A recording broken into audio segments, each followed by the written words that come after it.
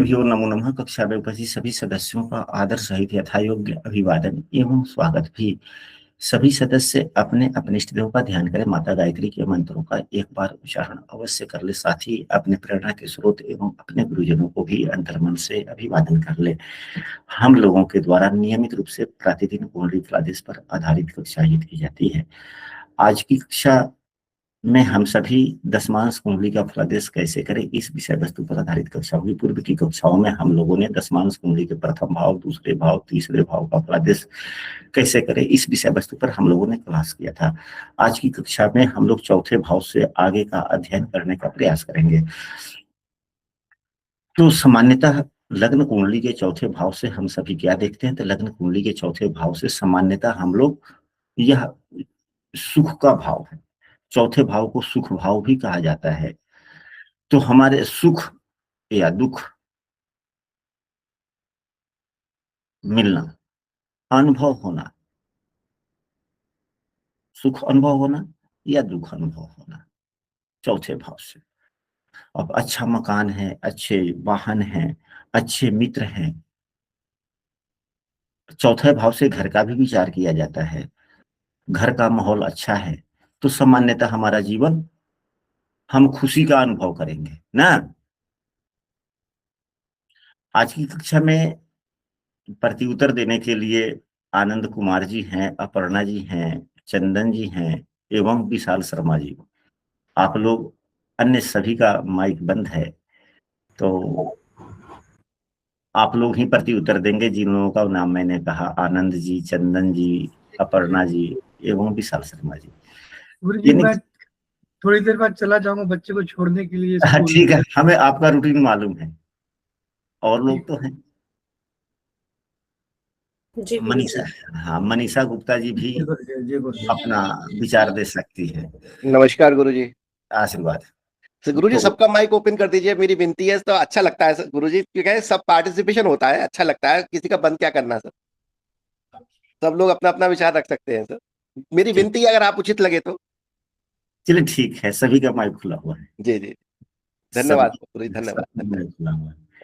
चलिए, तो देखिए, हम सब यहाँ पे जितने भी सदस्यगण जुड़े हुए हैं आज की कक्षा में, या हम लोगों के समूह में जितने सदस्य हैं, ये सभी अपने आप में एस्ट्रोलॉजर हैं। कोई नौसिख हुआ नहीं है, कोई बिगिनिंग पॉइंट से नहीं सीख रहा है। सभी, कोई ज्योतिष प्रवीण है तो कोई आचार्य है, तो कोई कुछ है, कोई कुछ है। आनंद जी भी है तो ज्योतिष प्रवीण की उपाधि इन्होंने भी फिर प्राप्त कर लिया, प्रवीणता तो इनमें भी आ गई है। तो चौथे भाव से, लग्न कुंडली के चौथे भाव से हम सुख या दुख का अनुभव करते हैं। सुख और दुख अनुभव करने के प्रमुख कारक कौन से होते हैं, तो अनुभव में यह देखा गया है कि घर का माहौल अच्छा हो, रहने के लिए अच्छा घर हो, चलने के लिए अच्छी सवारी हो, अच्छे हमारे मित्र मंडली हो, यानी कि समाज में लोकप्रियता हो, तो हमारा जीवन में हम अपने जीवन में सुख का अनुभव करते हैं। यदि यह सभी खराब हो तो जीवन में हमें से खुशी की तो अनुभव होती नहीं है, दुखी की अनुभव, दुख का अनुभव होता है। तो चौथे भाव से सुख का विचार किया जाता है।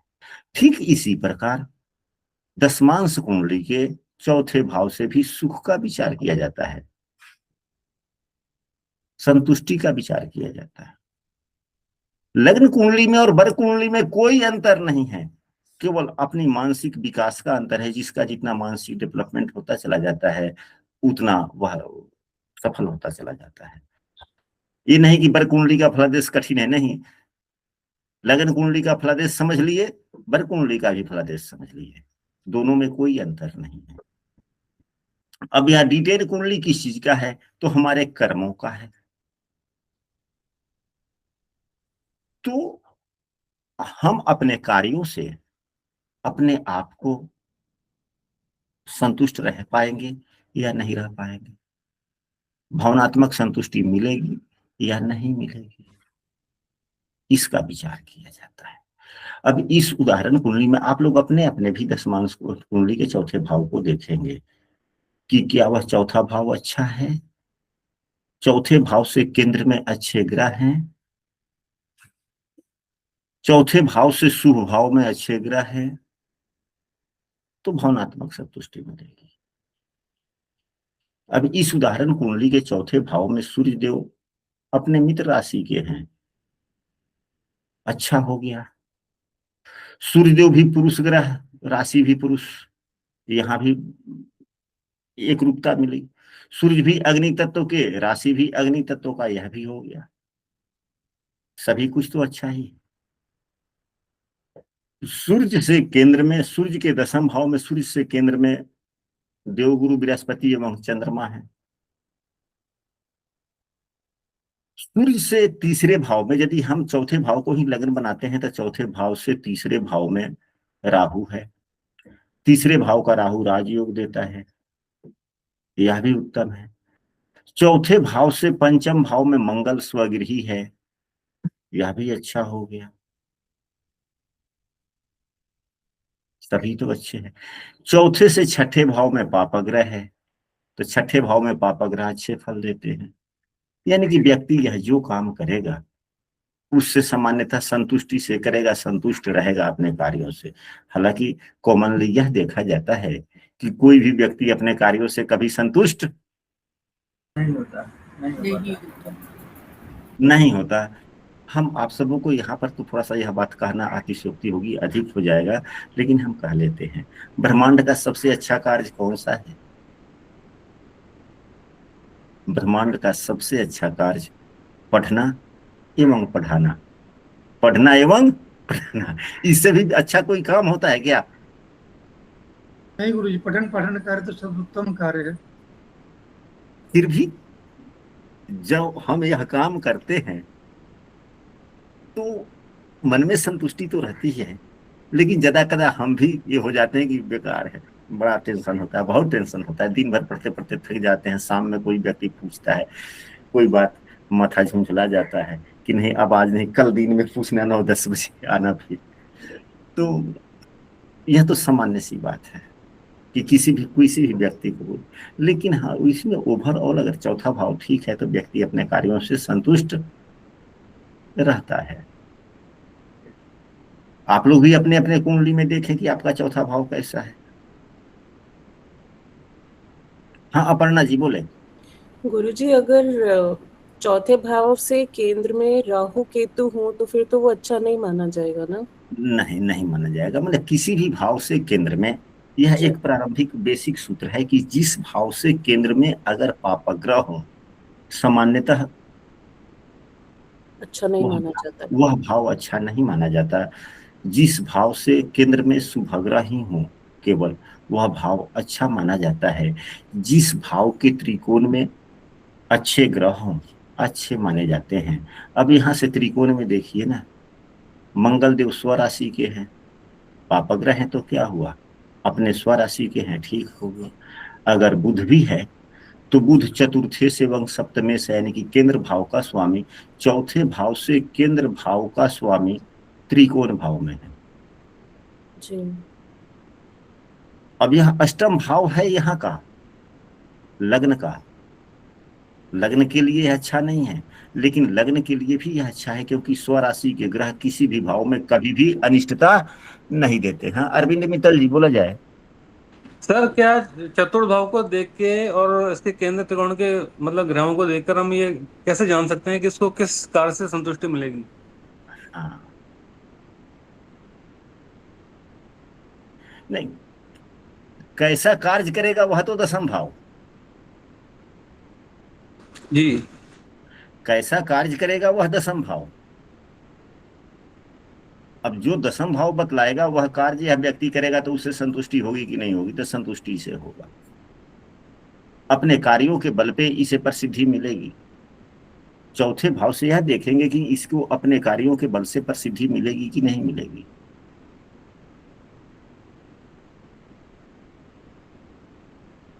तो प्रसिद्धि तो मिलेगी। अच्छा सर, सूर्य खराब होता तो नहीं मिलती? हाँ, सूर्य खराब होता तो प्रसिद्धि नहीं मिलती। अब यहाँ देखे ना, अब यह जो काम करेगा, जब हम लोग 10वें भाव पर आएंगे तो वहां भी चर्चा करेंगे, ठीक है। अभी अभी हम मनीषा जी, नमिता जी, आपका भी बात लेते हैं। यहाँ पे देखा जाए दसम भाव का स्वामी, दसम भाव का स्वामी अपने भाव से 11 में बैठा हुआ है। दसम भाव का स्वामी अपने भाव से अपने से 11 में बैठा हुआ है, तो 11वें भाव में बैठे हुए ग्रह अच्छे फल देते हैं। कर्मों के लिए, दशम भाव के लिए। अष्टम भाव में बैठे हुए ग्रह अच्छे फल देते हैं। कई बार हम लोगों ने कक्षा में भी चर्चा किया है कि जिसके अष्टम भाव में अधिकांशतः ग्रह होते हैं वह उसका जीवन बहुत उज्ज्वलमय होता देखा गया है, क्योंकि आठवां भाव 10वें भाव का आय भाव भी है। आय भाव में कोई भी ग्रह स्वगृही हो तो और उत्तम है। हाँ नामित जी, बोला जाए। गुरु जी, मेरा एक डाउट था, ये कर्म की कुंडली का है तो इसमें तो चौथे भाव से सुख देखते हैं, तो इसमें ऐसा नहीं देखना चाहिए कि कर्म करके किसको कितना सुख मिलता है। कोई होता है कि काम करे जा रहा है पर उसे सुख नहीं, अनुभव नहीं होता, मतलब आप समझ रहे हैं, मतलब कोई काम करता है पर वो झीका हुआ सही रहता है, मतलब परेशान रहता है कि मेरे पे इतना काम क्यों आ गया था। और एक लोग होते हैं कि काम करके उन्हें संतुष्टि होती है, अच्छा लगता है, दूसरे की सेवा, अपना काम, हर एक का मतलब जो भी उसके लाइफ में कर्म आया है उसको करके उसे सुख मिलता है। तो इससे वो सुख देखेंगे या उससे एज अ परिणाम स्वरूप जो उसे सुख मिला वो देखेंगे? नहीं, चौथा भाव वास्तविक मानसिक सुख का है। चौथा भाव मन का भी है और सुख का भी, यानी कि मानसिक सुख, स्वयं का सुख। स्वयं का सुख। तो इसमें मानसिक सुख जब आता है गुरुजी, तो चंद्रमा का भी विशेष योगदान रहना चाहिए। तो इसके इस भाव से चंद्रमा किस भाव में जाता है इसका भी फर्क पड़ेगा? मतलब ये केंद्र में है, यहाँ पे गुरु से वो है तो ये तो अच्छा हो गया। हाँ अगर ये ठीक 6-8-12 में जाता। हाँ ठीक है, ठीक है, ठीक है, ठीक है। अब यहाँ पर आपके इस प्रकार के प्रश्न होने भी चाहिए। यदि इस प्रकार के प्रश्न न हो तो फिर कक्षा में उतना महत्व नहीं रह जाता। हमने कहा कि उसको निजी सुख मिलेगी, तो निजी सुख तो दिख गया। चौथा भाव ठीक तो सुख उसे दिखेगा, लोगों के भी नजर में उसे सुखी जीवन व्यतीत करता हुआ लोग पाएगा, वह उसका जीवन सुखी भी रहेगा। लेकिन साथ में चंद्रमा भी ठीक होना चाहिए। यदि चंद्रमा और चौथा भाव दोनों ठीक, क्योंकि चंद्रमा मन का कारक है। चंद्रमा मन का कारक है। मन का कारक है। तो अब यहाँ चंद्रमा गुरु से युत भी हो गया, लग्न में भी है। तो एक गुरु के साथ में जुड़ जाने से, गुरुदेव के साथ में जुड़ जाने से, गुरुदेव के साथ में जुड़ जाने से चंद्रमा भी शुभ हो गया, अच्छा हो गया। चंद्रमा एकादश शेष है, जी। तो एकादश शेष है तो यह लाभ भाव का स्वामी है और यह कर्म की कुंडली है, कोई बीमारी की कुंडली नहीं है। हाँ, कर्म की कुंडली नहीं है। और गुरु के साथ में जुड़ जाने से चंद्रमा भी अच्छा हो गया। तृप्त हो गई। जी। और कार्यों में कभी कभी अड़चन आएगी, कार्यों में कभी कभी अड़चने आएंगी। अड़चन आएगी, तो उपाय भी इसी जगह है, उपाय भी इसका यहीं पर है। यहीं पर है। अब गुरुजी अड़चन किस वजह से आएगी?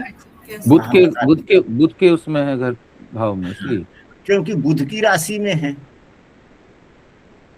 बुध की राशि में है और एकादश शेष भी तो है। एकादश शेष बुरे फल देते हैं, एकादश शेष बीमारियां देते हैं, अड़चने देते हैं। अब लग्न कुंडली में अगर एकादश शेष होगा तो स्वास्थ्य संबंधी हानि देगा, आय के लिए ठीक।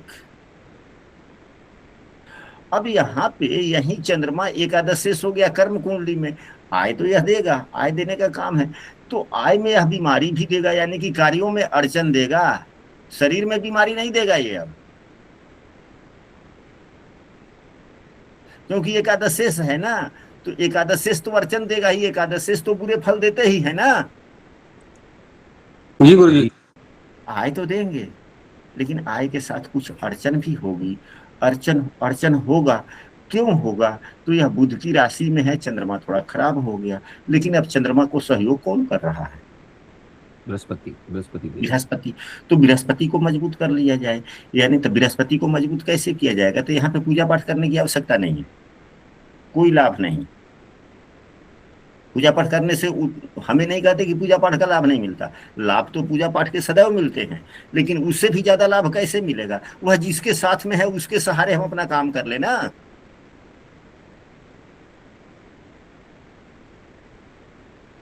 अब यह चंद्रमा किसके साथ में है? देवगुरु बृहस्पति के साथ में है जी। तो हम गुरु का सपोर्ट ले ले, अपने बड़ों का, अपने गुरुजनों का। हाँ जी, उसका भी ले सकते हैं जी जी।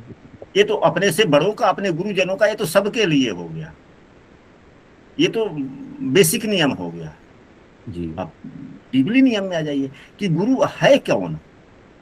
तो गुरु चतुर्थेश है, गुरु सप्तमेश है। अब चतुर्थेश एवं सप्तमेश का सहयोग ले लीजिए। चौथे भाव सातवें भाव का सहयोग ले लीजिए, ये भी दोनों भाव ठीक हो जाएंगे। तो चौथा भाव माता का होता है, सातवां भाव पत्नी का होता है या पति का होता है। यानी कि जीवन में कुछ भी सब कार्यों में किसी भी प्रकार का समस्या आए तो अपने पति या अपने पत्नी से विचार विमर्श करें, अपने माता से भी विचार विमर्श करें, फिर समस्याओं में कमी आएगी। क्योंकि यदि हम अपने माता और पत्नी से या पति से विचार करते हैं तो चौथा भाव भी ठीक हो जाएगा, सातवां भाव भी ठीक रहेगा, जीवन भी और सुख शांति मिलती चली जाएगी। अगर हम अपने गुरुजनों से विचार विमर्श करते हैं तो भी ठीक है, लेकिन यह तो नाराज हो गए ना, जी गुरु जी। तो वास्तविक सुख कहाँ से मिले? बात तो सुख की है ना, तो इस भाव को कैसे इग्नोर कर देंगे? बातें स्पष्ट हुई? जी बिल्कुल गुरु जी, धन्यवाद। तो उपाय का मतलब ये नहीं कि हम केवल पूजा पाठ ही बोलते रहे, बतलाते रहे। पूजा पाठ तो है ही, पूजा पाठ करते हैं तो वह कुछ दिनों के लिए, पूजा पाठ करते हैं तो कुछ दिनों के लिए या कुछ महीनों के लिए उसका प्रभाव रहता है। जब तक मंत्र की शक्तियां रहती है तब तक उसका प्रभाव होता है। और यदि हम आचरणों के द्वारा भी उपाय करते हैं तो वह ग्रह धीरे धीरे धीरे धीरे प्रसन्न होते चले जाते हैं। फिर उसके बाद में जब मंत्र की शक्तियां थोड़ी दुर्बल होती चली जाती है तो यह शक्तियां पुनः जागृत होती चली जाती है, हमें लाभ मिल जाता है। हाँ मनीषा जी, बोला जाए। गुरु जी, जैसे हमने कल कक्षा में आपने हमें बताया था कि जो दशमांश कुंडली का दशमेश है उसको D1 में भी देखें, तो क्या हम यहाँ पे जो यहाँ का चतुर्थेश है गुरु महाराज, उनको D1 में भी देखेंगे? जैसे कल आपने कहा था 6, 8, 12 से संबंध ना बनाए, तो क्या इसमें भी दोनों कुंडली को देखा जाएगा? मतलब यहाँ का चतुर्थेश D1 में, वहां 12वें भाव में बैठा है, तो कैसे फलित करेंगे? हाँ, यह बात सही है। जिस भाव का स्वामी लग्न बर कुंडली के जिस भाव का स्वामी लग्न कुंडली में अगर अच्छे स्थिति में नहीं होता है, उस भाव से सुखों की मतलब फलों की कमी होती है, समस्याएं आती है। यह बात सत्य है, इसमें कहीं से कोई दो राय नहीं। तो कमी आएगी, लेकिन कमी आएगी तो फिर यह भी देखेंगे कि यह 12वें भाव में बैठ तो गया, यह 12वें भाव में बैठ तो गया, परंतु इसकी स्थिति कैसी है? तो यह शुक्र से युक्त है। यहाँ शुक्र क्या है? 9वें भाव का स्वामी है। तो जो भी ग्रह पंचमेश या नवमेश से संबंध बना लेता है उसकी अशुभता समाप्त हो जाती है। तो यहाँ तो अशुभता समाप्त हो गया। एक दूसरी नंबर वाली बात, अगर यहाँ पर देवगुरु बृहस्पति नीच के हैं तो यह लग्न कुंडली के लिए है। अब यहाँ पे देवगुरु बृहस्पति नीच के नहीं है, या कर्म क्षेत्र में यह नीच वाला फल नहीं देंगे। हालांकि देवगुरु बृहस्पति नीच के भी हो जाते हैं तो वह शून्य फल प्रदाता हो जाता है, वो बुरे फल भी उतना नहीं देते। दूसरी नंबर वाली बात, यहाँ पर यह देखा जाए कि यह गजकेसरी योग भी बन रहा है चंद्रमा केतु का, तो गुरुदेव यहाँ पर कुछ अच्छे फल भी देने वाले हैं। हालांकि उतना पूरा फल नहीं मिलेगा, थोड़ा कम मिलेगा, क्योंकि चंद्रमा केतु से युक्त है। और गुरु जो हैं, गुरु और राहु ये तो है गुरु। न तो राहु का अंशात्मक मान 17 है, गुरु का अंशात्मक मान 2 है। कुछ ना कुछ तो प्रभाव रहेगा, लेकिन उतना नहीं रहेगा। 15 अंशों की दूरी पर है राहु, राहु से बिल्कुल गुरु अलग है। लेकिन चंद्रमा भी 20 अंशों का है और गुरु भी 2 अंशों का है। तो गजकेसरी योग तो हम लोगों ने कह लिया, लेकिन यह गजकेसरी योग बिल्कुल प्रभावी नहीं है। गुरुजी, चंद्रमा ग्रहण दोष में है तो ग्रहण दोष का चंद्रमा गजकेसरी योग बना पाएगा, चाहे डिग्री भी आसपास हो तो? हाँ, अच्छा, बना लेगा। बना लेगा, लेकिन अब उसका फल नहीं मिलेगा, क्योंकि फल को खराब कर लिया केतु या राहु। हाँ जी, वही। केतु या राहु फल खराब कर लेगा। अगर इसमें अब गजकेसरी योग का, अगर मान लीजिए यहीं पे प्रश्न आ गया कि यदि इसी कुंडली में गजकेसरी योग का लाभ लेना हो, योग तो बन रहे हैं ना, चंद्रमा गुरु आमने सामने है, तो योग बन गया कि नहीं बन गया? बन गया। अब योग प्रभावहीन होने के यहाँ पे योग लग रहे हैं, जी वह कौन कौन से योग लगे उसको भी देख ले। तो एक तो देवगुरु बृहस्पति का अंशात्मक मान 2 है, हाँ जी चंद्रमा का अंशात्मक मान 20 है, हाँ जी, तो वो तो डिग्री काफी हो गई। काफी अंतर हो गया। हम्म, दूसरा ग्रहण योग में है। जी अगर हम यहाँ पर अब बिल्कुल गजकेसरी योग का फल नहीं है, 0% भी नहीं, तो यदि अब हमें कुछ लाभ लेना है ग्रहण गजकेसरी योग का, तो हम क्या करें? हालांकि भाव भी खराब है, यह 6ठे और 12वें भाव से बन रहा है, यह भी खराब हो गया, बिल्कुल खराब। तो अगर फिर भी इसमें हम कुछ शुभता लाना चाहते हैं तो क्या करें? तो सबसे पहले तो ग्रहण योग का उपाय करें, अमावस्या व्रत इत्यादि करें एक। और यहाँ पर अब गुरु को अच्छा करे या भले यहाँ पर गुरु को अच्छा करे कि चंद्रमा को, किसका बल बढ़ाए? गुरु गुरु का गुरुजी। तो गुरु का बढ़ाएंगे तो बल बढ़ाने से ग्रह आगे जाता है, तो 20 से 21 होगा ना, ये तो 22 होगा, और चंद्रमा से दूरी होता चला जाएगा। अगर हम चंद्रमा को अच्छा करेंगे फिर क्या होगा? तो चंद्रमा को अच्छा करेंगे तो ग्रहण योग से, चंद्रमा ग्रहण योग का उपाय करते हैं, चंद्रमा को बलवान बनाएंगे तो ग्रहण योग से भी मुक्ति मिलेगी कुछ ना कुछ। जी अगर चंद्रमा को शुभ करते हैं, शुभता इसमें लाते हैं, थोड़ा बल बढ़ेगा, शुभता बढ़ेगी, तो फिर चौथा भाव भी ठीक होगा, बीमारी इत्यादि भी नहीं होगी, शत्रु इत्यादि भी न करेंगे। और यह 10वें भाव से 9वें भाव का स्वामी भी है, कार्यों में उन्नति भी होगी। जब कार्यों में उन्नति थोड़ी होगी तो अपने आप गज के श्री योग का लाभ मिलना शुरू हो जाएगा। गुरु को यहाँ पर कुछ नहीं करना, गुरुदेव को छोड़ देना है, चंद्रमा की शुभता बढ़ानी है, ताकि ग्रहण दोष का जो दोष है वह कुछ कम होगा, तो अपने आप कुछ ना कुछ उन्नति मिलता चला जाएगा। अब जी। देवगुरु बृहस्पति, यहाँ पर देवगुरु बृहस्पति का अगर हम नहीं कुछ करते हैं तो क्या होता है? तो देवगुरु बृहस्पति एकादश से एवं द्वितीय से हैं। अब जो एकादशेष है तो 11वें भाव में तो सूर्य बुध बैठे हुए, मित्र राशि के ग्रह, सब भाव तो ठीक है, भाव खराब नहीं हो रहा है। भाव खराब नहीं, कोई पाप ग्रह की दृष्टि 11वें भाव पर नहीं है, तो यहाँ पर चंद्रमा का उपाय करना चाहिए। अब इसके बाद में हम लोग चलते हैं पंचम भाव पर। पंचम भाव से हम सभी क्या देख सकते हैं? तो सामान्यतः पंचम भाव किस चीज का होता है? पंचम भाव प्रेम का है, विद्या का है, संतान का है। पंचम भाव प्रेम विद्या और संतान, प्रेम विद्या संतान, आकस्मिक धन लाभ। अब इसको कार्य क्षेत्र में हम इन्हीं चीजों को कैसे अप्लाई करेंगे? पंचम भाव ज्ञान का भी है, पंचम भाव ज्ञान का भी, पंचम भाव बुद्धि का भी है। तो हमारी बुद्धि कैसी होगी? यहाँ पे तो प्रेम की दसमांश कुंडली में प्रेम की आवश्यकता है कि हम जहाँ पे काम करेंगे प्रेम पूर्वक कर पाएंगे, नहीं कर पाएंगे, यह भी हो सकता है। यानी कि हमारे मन में प्रेम की भावनाएं रहेगी या नहीं रहेगी, एक यह भी होगी। दूसरा बुद्धि हमारा काम सही ढंग से कर पाएगा, नहीं कर पाएगा। बहुत से व्यक्तियों को आप लोग देखते हैं कि बुद्धिमान तो काफी है, व्यवहारिक दृष्टिकोण से काफी बुद्धिमान है, लेकिन जब काम करने लगता है तो उसका दिमाग वे ना काम करता है। ऐसी बात देखने को मिलती है कि नहीं मिलती है? मिलती है। कारण क्या है? D10 का पंचम भाव उसका खराब होगा, क्योंकि अब D10 यानी कार्यों की कुंडली, तो कार्य में उसका बुद्धि काम करेगा कि नहीं करेगा? क्या ऐसे हम लोग समझ सकते हैं कि नहीं समझ सकते हैं? जी गुरु जी समझ सकते हैं।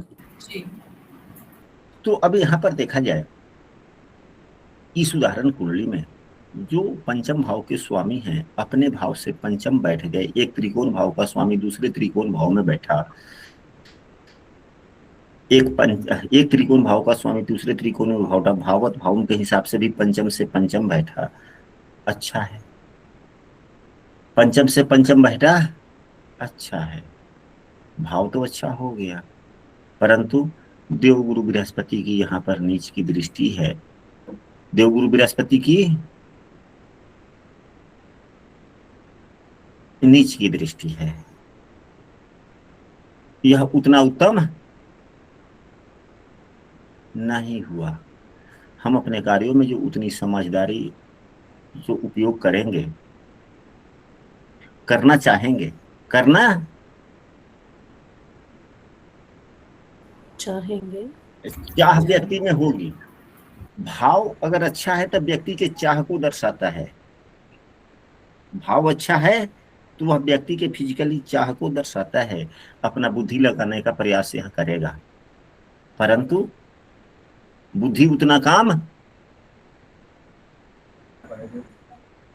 ज्ञान उसका उतना नहीं करेगी, नहीं करेगी। नहीं करेगा। तो यहां पर देखा जाए, क्योंकि देवगुरु बृहस्पति की नीच की दृष्टि है। अभी हम लोगों ने कुछ चर्चा किया था जिसमें गुरुदेव का उपाय हमने चर्चा की थी ना।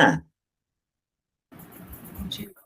अगर वह उपाय किए जाते हैं, व्यवसाय में अड़चन आने के लिए 11वें भाव से संबंधित हम लोगों ने चर्चा किया था क्वेश्चन पहले, तो वहां पे हम लोगों ने पाया था कि भाव का स्वामी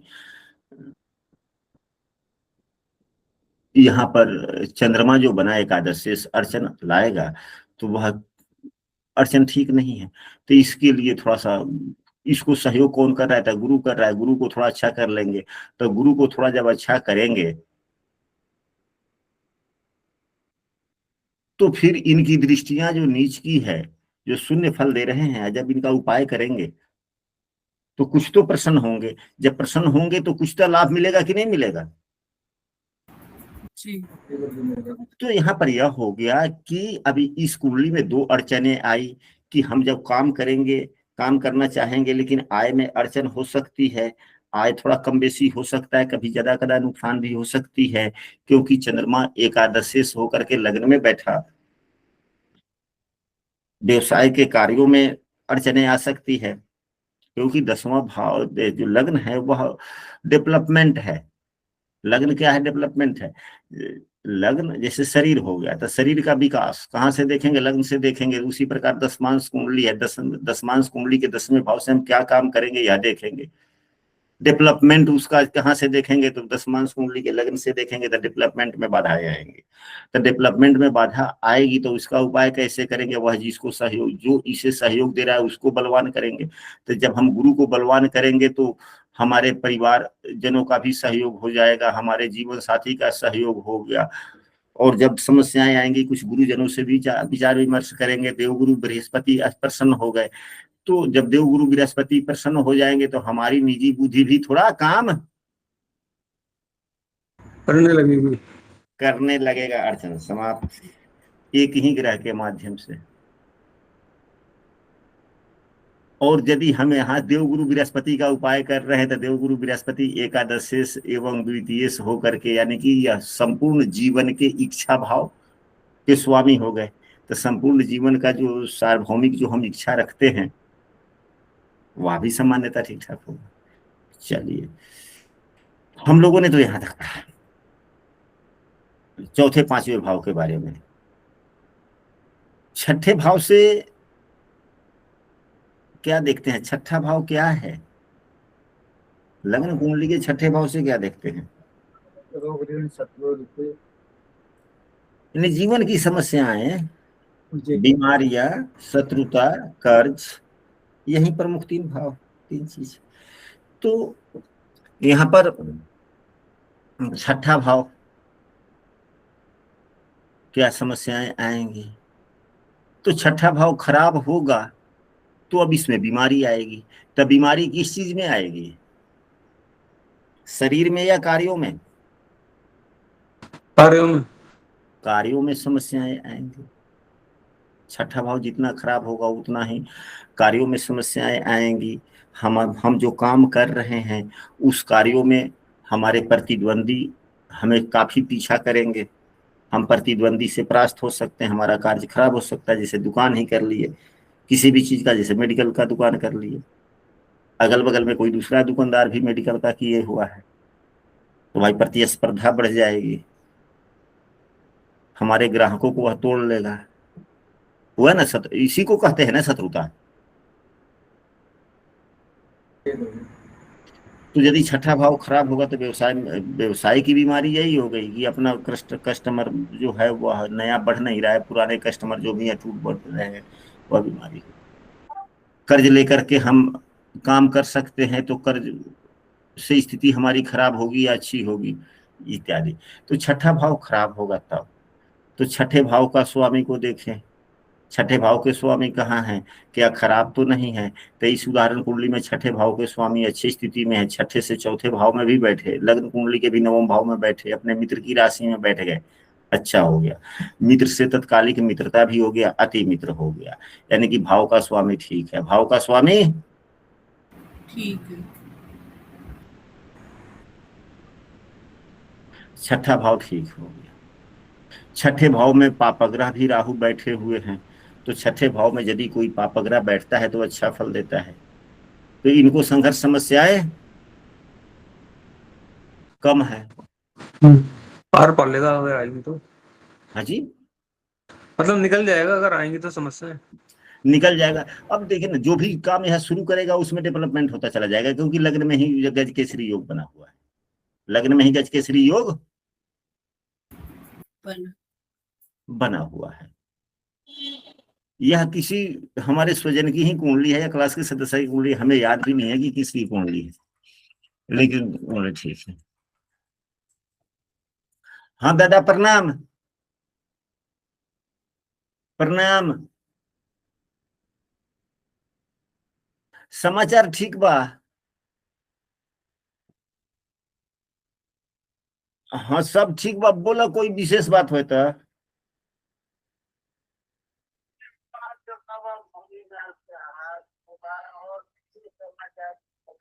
इहवा के भी सब विशेष समाचार ठीक बा, वर्षा उर्षा कुछ नहीं के होखई जो के त्यों बकिल। अभी हम क्लास में बैठल बड़ी।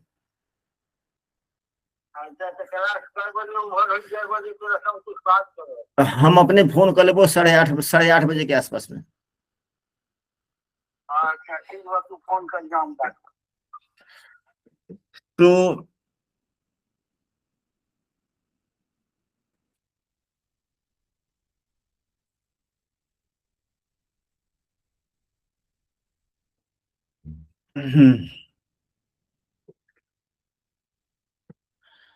हाँ,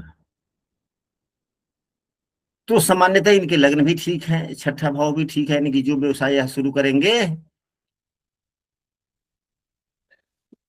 सर इसमें छठे भाव में अगर पाप ग्रह ज्यादा हो या छठे भाव का संबंध पाप ग्रह से हो तो हमें हमारे कर्मचारियों से भी कष्ट मिलता है, ऐसा मैंने मतलब पढ़ा है इसमें। हाँ हमारे कर्मचारी भी छठे भाव से देखे जाते हैं जो हमारे मातहत होते हैं। हाँ तो अगर जी, ये पाप प्रभावित हो तो हमें अपने कर्मचारियों से कष्ट मिलता है और हमें मतलब कर्मचारी हमें सपोर्ट कम करते हैं। हाँ कर्मचारी सपोर्ट कम करते हैं, यह भी बात सही है। लेकिन छठे भाव में यदि पापग्रह होते हैं तो हमें जो समस्याएं मिलती है उस समस्याओं से हम आगे बढ़ते हैं। निकल जाते हैं। जी हम जी उस समस्या में पीसते नहीं है, समस्या से जी जी आगे निकल जाते हैं। अब इसका रीजन यह है कि छठा भाव संघर्ष का है। अगर जी इसमें पापग्रह हो तो क्या हो जाता है, तो संघर्षशील बनाते हैं। हम अपने स्वार्थ के को ध्यान में रखते हुए हम अपना काम करते हैं। और शुभग्रह हो तो थोड़ा हम संघर्ष भी करते हैं, हमारे जो प्रतिशोधी होते हैं हम उनके प्रति भी थोड़ी उदार भावना रख करके काम आगे बढ़ाते हैं। तो जब हम उदार भावना रख के जब काम आगे करते हैं तो हमारे उदारता का वह लाभ उठा लेते हैं। लेकिन अगर छठे भाव में पापग्रह होता है तो हम उदारता का इस्तेमाल नहीं करते। नहीं करते। नहीं करते हैं। तो यह बातें हुई। जैसे सर इसका ये जो इनका जो दशमांश है ना, D10 है ना सर, उसका हाँ जो लग्नेश है वो भी बुध है, दशमेश भी बुध है, और बुध लगभग 13 डिग्री पे है, सम राशि में है मतलब उसमें हाँ दशमांश में ना सर। तो इसके हाँ देवता वायु देवता हुए ना, तो इनका बुद्धि से संबंधित कार्य होगा, मतलब जैसे अध्यापन हो, बुद्धि से संबंधित कार्य, मतलब इस तरह से इन्होंने मतलब इस तरह से तो बुद्धि इनका काम करती होगी सर। जो भी हो। जैसे अध्यापन हो, कुछ इस तरह से, कुछ जैसे तो हाँ लेखक हो, विचारक हो, ऐसे कुछ काम इनके रहते होंगे। हाँ जी। गुरु जी ये भी बताया जाए कि दशमान से कैसे देखें कि नौकरी करेगा या व्यवसाय। चलिए ठीक है। तो शनि और सूर्य की प्रधानता हो जाती है, शनि एवं सूर्य की प्रधान। हो जाती है वहां पे। चलिए यह एक लंबा विषय वस्तु है, इस पर पूरी 1-1.5 घंटा या 1 या 2 क्लास हो सकती है, समय अभाव के कारण अब 10:10 हो गए। किसी भी ले लीजिए गुरु जी, किसी भी, सर क्योंकि रिलेवेंट ही है एक सब्जेक्ट हैंड तो। रेज है सर, इसी छठे भाव के ऊपर एक हैंड रेज है सर, उससे पूछ लीजिए सर क्या कहना चाह रहे हैं। हाँ जी बोलिए। सॉफ्ट प्लैनेट हो तो, जैसे मून जैसा प्लैनेट हो जाए छठे भाव में। हाँ तब तो फिर व्यक्ति शत्रु से परेशान ही रहेगा, वो तो भावनात्मक ग्रह है। चंद्रमा का छठे भाव में होना मतलब अगर हमसे कोई बदला भी लेना चाहेगा ना, हमको कुछ भी करना चाहेगा, हम उसकी सलामती के लिए चाहेंगे, हम कुछ करना चाहेंगे तो फिर सोचेंगे कि भाई यह करेंगे तो उसका यह नुकसान हो जाएगा, ठीक नहीं होगा। चंद्रमा भावना प्रधान हो जाता है ना। जी ठीक और है। गुरु जी एक तरफ केतु हो या सूर्य हो, दो अलग टाइप के, एक तो मतलब क्रूर वह हो गए और नहीं एक अब यहाँ बिल्कुल अगर छठे भाव में राहु है तो निश्चित रूप से 12वें भाव में केतु है, उल्टा अगर केतु छठे में हो, जैसे छठे की बात चल रही है, तब तो गड़बड़ हो जाएगा। हाँ तो ठीक नहीं तो भी रहेगा। ठीक है, तो भी ठीक है, लेकिन दोनों में अंतर हो जाएगा, दोनों में। अंतर हो जाएगा। अब यह राहु क्या है, यह राहु बवंडर है, राहु बवंडर है ज्यादा। राहु जालसाज है, राहु क्या है, जालसा जालसाज है। लेकिन केतु जालसाज नहीं है, केतु नियम है, केतु नियम। नियम। गुरु जी कोई ग्रह ना हो तो वहां के भावेश को देखेंगे, स्थिति कैसी है। हाँ वहां के भावेश को देखेंगे और उस भाव पर पड़ने वाली दृष्टियों का भी विचार कर लेंगे। दृष्टि नहीं पर भावेश नीच का हो जाए गुरु जी, तब क्या कहेंगे छठे भाव के लिए। तब तो खराब हो गया, फिर तो अप्रतिशोधी से परेशान ही रहेगा, अपने प्रतिद्वंदी से। जी अब यही पे यदि केतु अगर राहु है तो यह बवंडर करेगा, यानी कि राहु यदि है तब व्यक्ति अपने सूझबूझ से सामने वाले को हम कैसे परास्त करें अपना यह सोचता रहेगा, स्वयं के बल पे। अगर यही केतु अगर हो जाए तो भी भावनाएं कम नहीं होगी, लेकिन एक नियम के सहारे तुरंत कहेगा कि चलते हैं अभी चलो। अगर 2 आदमी में विवाद हो जाए, अगर छठे भाव में केतु हो तो वह कहेगा कि चलो अभी चाचा जी के पास में चलते हैं, गुरु जी के पास में चलते हैं, फलाने आदमी के पास में चलते हैं, और फिर देखते हैं वह जो कहेंगे मैं बात मान लूंगा, जो कहेंगे मैं बात मान लूंगा। अगर केतु है तो नियम के सहारे होगा। अगर राहु छठे भाव में है तो वह ये नहीं कहेगा कि चलो गुरुजी से पूछते हैं, चलो पिताजी से पूछते हैं, चलो चाचा से पूछते हैं, वह नहीं, यह अपने ही बल पे आगे बढ़ जाएगा। राहु केतु में इतना ही अंतर है। अब बातें स्पष्ट हो गई। जी गुरु जी। और सूर्य हो गुरु जी, जैसे सूर्य हो क्रूर है तो खुद ही निपटा देगा क्या?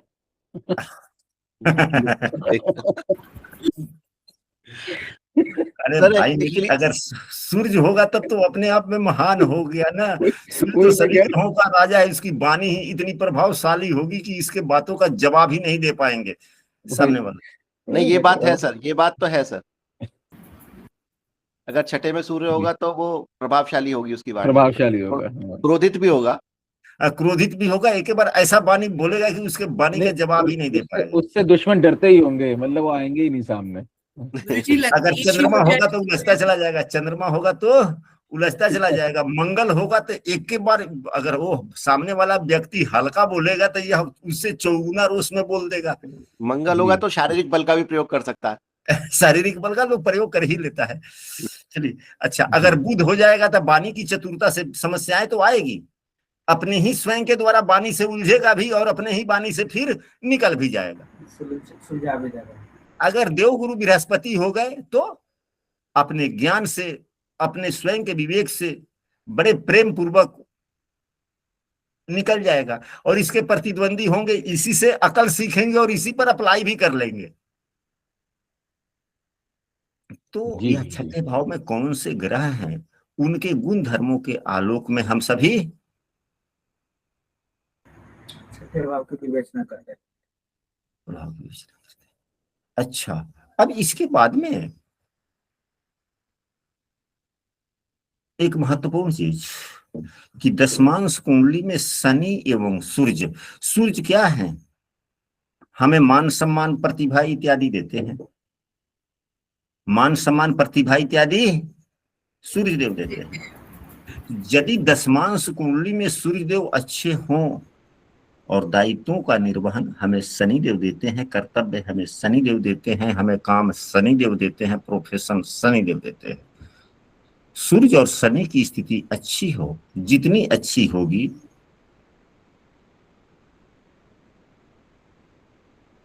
उतना ही अत्यधिक नौकरी हो या व्यवसाय हो उसमें उन्नति मिलता है। आप देखेंगे कि जिसके दशमांश कुंडली में सूर्य देव और शनि देव जितने ही खराब हैं उतने ही उसके कार्यों में समस्याएं देखने को। परेशानी। हाँ जी, गुरु जी, सूर्य और शनि कह रहे हैं दोनों ही दशमांश में उच्च के हो गए, लेकिन समसप्तक हो गए, मतलब आमने सामने हो गए, तो क्या कहें रिजल्ट्स को, हैं दोनों उच्च के? नहीं, दोनों ऊंच के हैं तो फिर दोनों पर उनकी नीच की दृष्टियां पड़ रही है ना, दोनों तो नीच। हाँ, अच्छा अगर नहीं है। नहीं, दोनों अच्छा नहीं है, फिर कभी गड़बड़ हो गया। समस्याएं ज्यादा करा, समस्याएं आती ही रहेगी, कभी भी वह अपने कार्यों से वह से नहीं हो पाएगा। अगर दोनों नीच के रहते, दोनों एक दूसरे पर उच्च की दृष्टि पड़ती तो यह सर्वोत्तम हो जाता है। यानी कि ग्रह उच्च के हो उससे अच्छा कि कुंडली में ग्रह नीच के हों और उनका नीच भंग होता हो, अच्छा, ठीक है। यह उत्तम है। जी जी जी। क्योंकि यह दशमांश कुंडली हमारे कर्मों की कुंडली है, यहाँ से हमको आय लाभ समृद्धि इसका मुख्य सारांश है। आय लाभ पैसा इत्यादि इस दशमांश कुंडली का सारांश वही है ना, अंतिम प्रतिफल। हम काम करेंगे आय होगा, तो सारांश तो वही बन के निकला। तो नीच भंग होगा तब तो कार्यों में उन्नति समृद्धि होगी।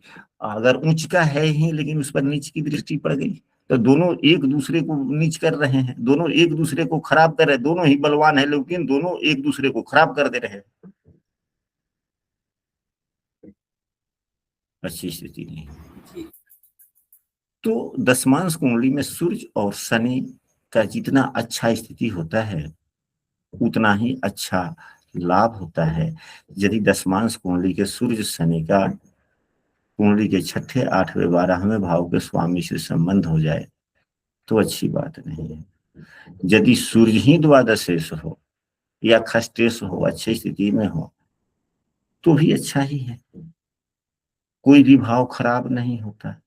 लेकिन भाव से अच्छे भाव में बैठा हो, अब इसी उदाहरण कुंडली में देखिए ना, सूर्यदेव क्या है, द्वादशेष होकर चौथे भाव में बैठे, ठीक है, शनि खष्टेश होकर के अच्छे भाव में बैठ गए, दोनों एक दूसरे से खडाष्टक भी है, दोनों एक दूसरे से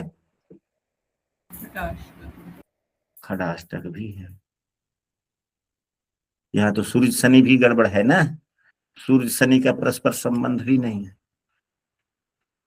तो खडाष्टक, खडाष्टक योग भी बुरा होता है, छठा 12वां भाव भी बुरा होता है। लेकिन सूर्य को खष्टेश या अष्टमेश या द्वादशेश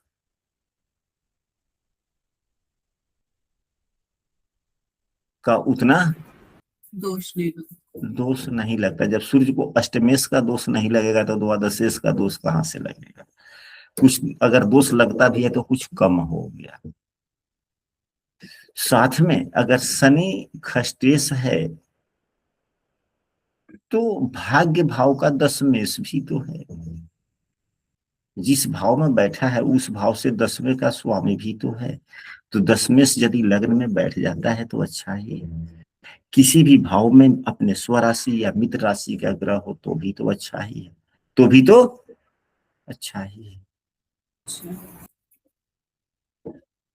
तो यह नवम भाव, लेकिन यह भाग्य भाव है। संघर्ष तो इसमें क्या हो गया, संघर्ष के साथ में मेहनत के बाद में उन्नति मेहनत के बाद में उन्नति के योग बने। ये जो व्यक्ति चाहेगा कि हाँ फलाना व्यक्ति जो है हल्का ही मेहनत कर रहा है और उसे लाभ मिल रहा है और हमारा नहीं हो रहा है, अगर वह थक जाता है तो फिर सब काम खराब हो गए, सब काम खराब हो गए। तब तो यह बुरे योग का निर्माण कर लेगा, यानी कि भाग्य साथ नहीं देगा। लेकिन व्यक्ति अपने कर्मों पे विश्वास करके आगे चलते हैं कि हम काम करेंगे कभी ना कभी तो सफलता मिलना ही है, तो एक समय आएगा कि स्वयं शनिदेव प्रसन्न हो जाएंगे। थोड़ा लेट से भाग्योदय होगा, मतलब लेट से थोड़े व्यापार या नौकरी में सफलता मिलेगी, क्योंकि शनि वैसे स्लो प्लानेट है और संघर्ष भाव के स्वामी होकर के भाग्य भाव में बैठ गए, थोड़ा देर से सफलता मिलेगी। मतलब फर्स्ट अटेम्प्ट सफल नहीं रहेगा, सफल नहीं होगा। नहीं सफल नहीं होगा ऐसे नहीं कहेंगे, मतलब कि चांसेस कम बनते हैं। देर से सफलता मिलेगी, हाँ, परिणाम देर से मिलेंगे। हाँ परिणाम देर से मिलेगी। तो जब इसी प्रकार की अगर कुंडली होकर प्रश्न नौकरी का आ जाए, अगर नौकरी के योग भी कुंडली में बन रहे हो, व्यक्ति लड़का उस लायक है भी, तो हम क्या कहेंगे, सीधे कह देंगे क्या कि फर्स्ट अटेम्प्ट में तुम्हें नहीं मिलेगा? नहीं, यही कहेंगे प्रयास करते रहो, सफलता निश्चित मिल जाएगी। तो उसको हम ऐसे कहेंगे कि बेटा कोई बात नहीं है, अब नौकरी की सीट तो 100 200 500 1000 ही होते हैं और 10-10 लाख 20-20 लाख विद्यार्थी परीक्षा देते हैं, तुम्हारे जैसे उसमें हजारों व्यक्ति है, तुम्हारे बराबर के भी हजारों व्यक्ति होंगे, कम से कम 10 लाख 20 लाख जो व्यक्ति जो परीक्षा दे रहे हैं उसमें तुम्हारे जैसे अच्छे कुंडली वाले भी 10,000 होंगे, नौकरी तो 1,000 को ही मिलनी है। सभी किसी को प्रथम अटेम्प्ट नौकरी नहीं मिलती, चांसेस तो तुम्हारे बनते हैं, प्रयास करो, देखो ईश्वर क्या करते हैं। तुम्हारे जीवन में नौकरी है, तुम्हारे जीवन में नौकरी है, ईश्वर की भी पूजा करो और अपना काम करते रहो, हो सकता है कि इस साल तुम्हारी नौकरी हो जाए, हो सकता है कि तुम्हारी नौकरी इस साल हो जाए। अगर इस साल नहीं होता लेकिन तुम्हारे अगले अटेम्प्ट में हो ही जाएगा, भरोसा रखो। सभी विद्यार्थियों के फर्स्ट अटेम्प्ट में भी नहीं होते, तुमसे भी अच्छे अच्छे विद्यार्थी होंगे जिनको तुम जानते होगे और उनका भी फर्स्ट अटेम्प्ट में नहीं हुआ, सेकंड अटेम्प्ट थर्ड अटेम्प्ट में हुआ। गुरु जी, हाँ जी, इस कुंडली में नौकरी के चांस ज्यादा लग रहे हैं क्या? हाँ नौकरी के चांस ज्यादा लग रहे हैं, नौकरी के चांस ज्यादा लग रहे हैं, संभावना ज्यादा लग रही है। हाँ। सर कैसे निर्धारण करते हैं इसमें? अब अरविंद मित्तल जी से ही पूछ लीजिए ना, हम तो पूरी क्लास कर देंगे इस पर, पूरा एक क्लास करेंगे। जी जी बातों बातों में सूत्र निकला है विशाल जी। तो क्या सूत्र निकला सर, कुछ बताइए। हाँ देखिए, मेरे हिसाब से तो है ना, इसमें जो है जो व्यापार का कारक होता है ना, बुद्ध जैसे माने अपन व्यापार का कारक होता है, तो वो अष्टम में गया, खराब हो गया, एक तरह से खराब तो हो ही गया वो। जी जी जी। और नौकरी का कारक शनि होता है, तो यहाँ पर छठे भाव नौकरी का होता है, तो उसका मालिक भाग्य भाव में गया। हाँ हाँ। और धन का स्वामी शुक्र जो है ना, राहु के साथ में बैठा हुआ छठे में ही, तो धन जो है नौकरी के माध्यम से आएगा। धन का स्वामी शुक्र राहु के साथ छठे में बैठा हुआ है। अच्छा गुरुजी सही बोले, गुरुजी सही पकड़े क्या? सही है। और राज्य के कारक, सरकारी नौकरी के कारक सूर्यदेव चौथे भाव में बैठ के 10वें भाव को देख रहे हैं। हाँ, ये भी सरकारी नौकरी होगी, टीचिंग का जॉब ज्यादा लग रहा है गुरुजी। हाँ, और सूर्य बुध जो है नवम पंचम में है, गजकेसरी योग अस्थाई लाभ देता है, यानी कि आय होंगे, जो भी हो अस्थाई हो आय होगा, और जब अस्थाई आय हो गया तो नौकरी अस्थाई हुई। अब वह सरकारी जॉब हो सकता है, प्राइवेट जॉब हो सकता है, आजकल तो सभी सरकारी जॉब भी प्राइवेट की तरह से होते जा रहे हैं, तो बात तो वही। ये तो है सर। पत्नी भी लग रहा है गुरुजी सरकारी जॉब में होंगी, मतलब कुछ ना कुछ करती रहती होंगी। वो अरे कहे देख लो भाई गुरुजी। मेरे, इनके शनिदेव तो 5 राशि में है, यानी कि सिंह राशि में है, और अभी शनिदेव कहाँ है, मीन राशि में है। आयु का आकलन कीजिए ना।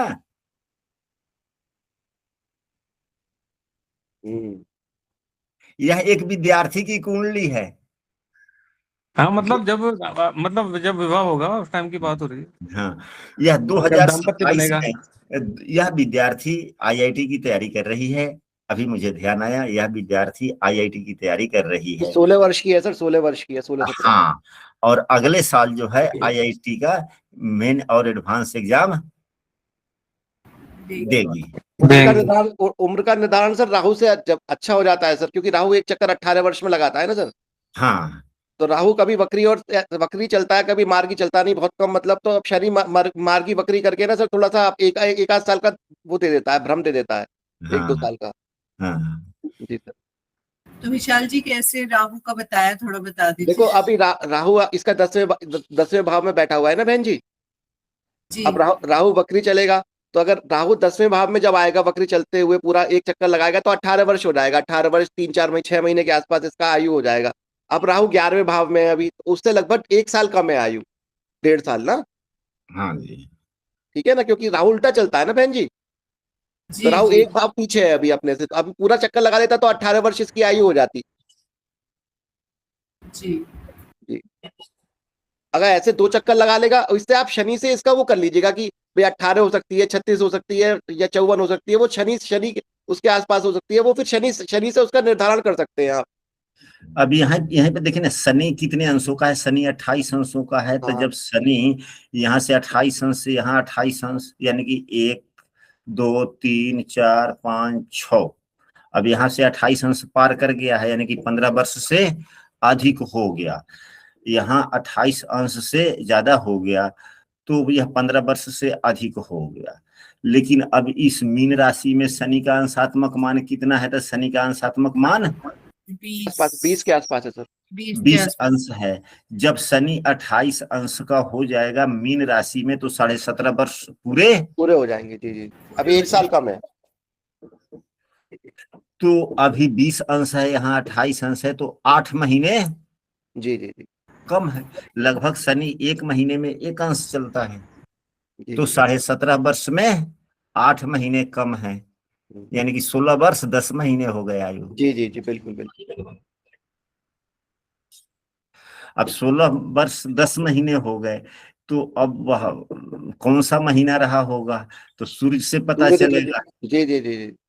सूर्य देव धनु राशि में किस महीने में रहते हैं, यह आकलन करना आसान है। अब उस महीने में सूर्य देव का अंशात्मक मान एकदम 1 तार अंश है, यानी कि जब ही राशि परिवर्तन हुआ, यानी कि 14-15 तारीख के आसपास में। जी जी 16 जी। तो यह कौन सा महीना हो गया, दिसंबर महीना हो गया। 16-17 दिसंबर को, 16 दिसंबर के आसपास हो गया। हाँ जी, यानी कि कम से कम 13-14 दिसंबर के बाद का। जी जी जी जी। तो सन भी पता चल गया, तारीख भी पता चल गया, सूर्य का अंशात्मक मान से तारीख पता चल गया। 9 से 11 के बीच का जन्म है, लगभग 9:30 से 11:30 के बीच का। हाँ, अब लग्न का अंशात्मक मान, अब उस तारीख के दिन जो है लग्न, मीन कहते हैं, कुंभ लग्न व्यतीत हो रहा है, और यहाँ पर 22 अंश है। तो कुंभ लग्न जब 22 अंश के थे तब, तो वहां से तो समय इत्यादि सबका पता चल गया ना। हाँ, ऊपर का सुबह धनु लग्न में वो लग्न उदय हुआ होगा धनु में, क्योंकि धनु में सूर्य रहा है। तो धनु के बाद फिर वो जी जी मकर और फिर कुंभ का 10 से 11 बजे के आसपास में। जी जी जी अब तो फिर वहां से पंचांग से देखना पड़ेगा, या आपको मैं मोबाइल कैलकुलेटर से देखना पड़ेगा कि हाँ भाई कुंभ लग्न में 22 अंश कब था। हाँ, कितने धनु दिन? 9 के बाद फिर सर लगभग 4 घंटे के बाद आ जाएगा सर, 9:30 10:30 के बाद लगभग। जी जी, तो इस प्रकार से हम सभी समझ सकते हैं। चलिए, आज की कक्षा बहुत ही आनंददायक रही, बहुत आनंददायक रही।